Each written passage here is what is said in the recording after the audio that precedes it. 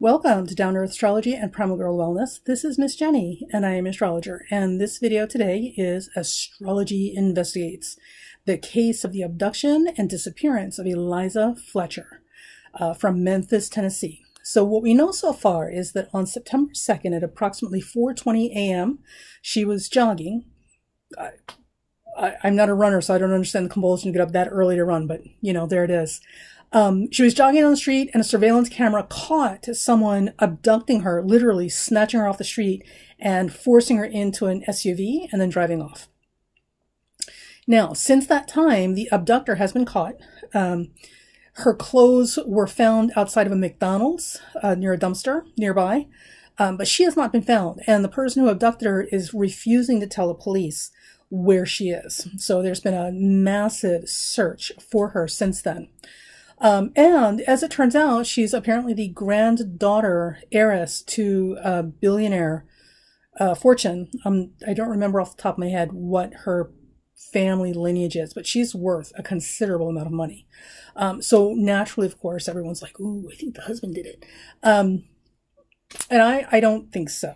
The person who abducted her also has a criminal history. He has abducted someone before, and that's why he ended up in prison the first time. Although the person he abducted the first time was apparently a criminal defense attorney. So, yeah, in terms of dangerous jobs, I suppose failing at keeping somebody out of jail as a defense attorney might be up there, right? Not funny, but funny. Okay, so I just caught wind of this today. And I had some time on my hands and I needed a distraction, so I pulled it up. And this is what I have so far. So if I'm reading the horary chart correctly, and, you know, it could be wrong, so we'll put it up here as a testament if I'm right or wrong, or how and where I'm right or wrong.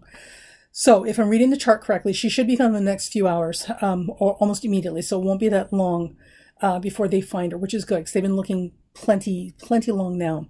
Also, if I'm seeing this, reading the directions correctly, she appears to be due east and slightly north or south. I can never get the north and south quite right. So due east from our last known location, slightly north or slightly south. Now, the police are currently looking in a westerly direction from where she was last seen. So maybe she's in the west. You know, my cardinal directions might not be that good. We're going to find out soon enough.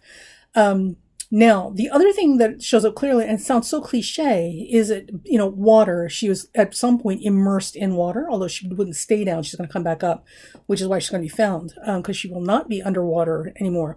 But what's interesting is it looks like she's out in the open, exposed to the elements. So she's not in a building. She's not in a house. She's outside somewhere, having been immersed in water, which is going to put her near waterway. But it also seems like there's like a ditch or a ravine where her body's going to be found, right? Which makes sense because a ditch or ravine will hold water. But it's like a drop down, right? Now, in the direction that the police were last seen at like Martin Luther King Park or something, I'm not sure what that was, or, you know, something Lake Park. Now, there is a river over there, and it's the Memphis River? I'm not sure, but there is a river on the west side near where they're looking. So I'm like, oh, well, maybe she's over there. But I checked the map again, and on the east side, if we head due east from our last known location, there's also the Tennessee River.